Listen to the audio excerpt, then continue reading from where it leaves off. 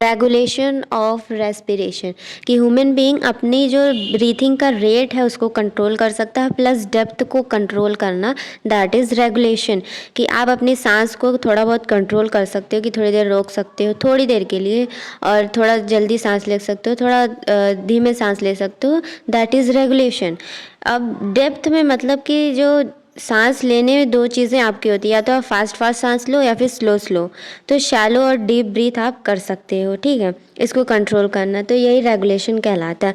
अब रेगुलेशन को कंट्रोल जो रेगुलेशन कराते वो दो सेंटर्स होते हैं ब्रेन के अंदर, RRC रेस्पिरेटरी रिथम सेंटर, जो कि ब्रेन के मेडुला के अंदर होता है। मेजर जो रेगुलेशन होता है यही कराता है।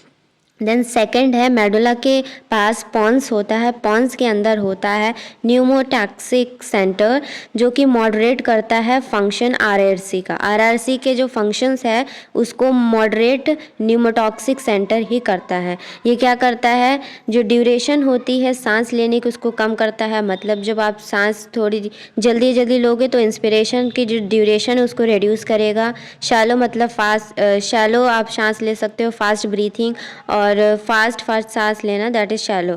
तो इसको बोलते हैं जो न्यूमोटॉक्सिक सेंटर जो कि पॉन्स में सिचुएटेड है, इसको बोलते हैं switch off point of inspiration. सांस को स्विच ऑफ पॉइंट भी है कि आप थोड़ी देर रोक सकते हो, थोड़ी जल्दी सांस ले सकते हो, ये न्यूमोटॉक्सिक सेंटर कराता है।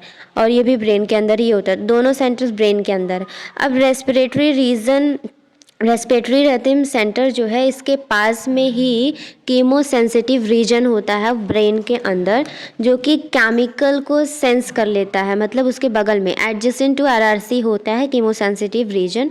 मतलब जी सेंसिटिव होता है कार्बन डाइऑक्साइड प्लस H+ के लिए, ठीक है, केमिकल्स के लिए।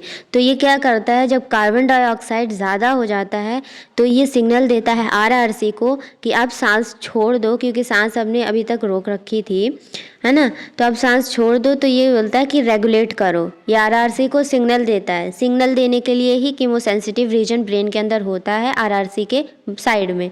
अब इसके अलावा ये दोनों चीज़ें तो ब्रेन के अंदर है। जो एक लास्ट है दैट इज़ रिसेप्टर। रिसेप्टर होता है आयोटिक आर्च और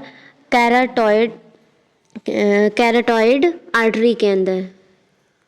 मतलब जो आपकी जो हार्ट से जो ब्लड लेके जाती है ऑक्सीजनेटेड ब्लड, आयोटा के अंदर आयोटिक आर्च प्रेजेंट होता है रिसेप्टर। और जो ब्रेन की तरफ ऑक्सीजनेटेड ब्लड लेके जाती है कैरोटॉइड आर्टरी, उसके पास भी रिसेप्टर होता है, ठीक है। वो भी क्या करती है, हाई CO2 एंड H+ उसको क्या करती है, पता लगा लेती है। इसके लिए सेंसिटिव होती है कि कार्बन डाइऑक्साइड ज़्यादा हो गया और H+ ज़्यादा हो गया, ये डिटेक्ट कर लेती है जब ये ज़्यादा होता है। तो ये भी किसको सिग्नल दे देगी, RRC को। ये दोनों सिग्नल देती हैं RRC को फंक्शन करने के लिए, ठीक है। अब ये दोनों चीज़ें जो हैं कीमोसेंसिटिव रीजन और रिसेप्टर्स, ये क्या है, सेंसिटिव हैं किसके लिए, only for CO2 and H+ के लिए, और इनसेंसिटिव है ऑक्सीजन के लिए।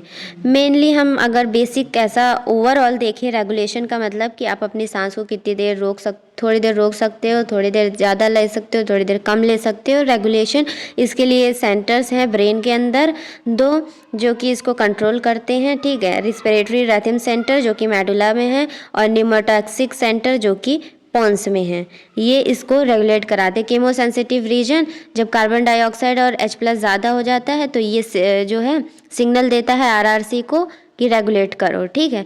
उसके बाद रिसेप्टर भी है, ये भी वही है कि sensitive to carbon dioxide and H+ है, कि अगर ज़्यादा हो गया ये चीज़ ऑक्सीजनेटेड ब्लड के अंदर तो ये RRC को सिग्नल देगा कि you have to regulate. So that's all about a regulation of respiration.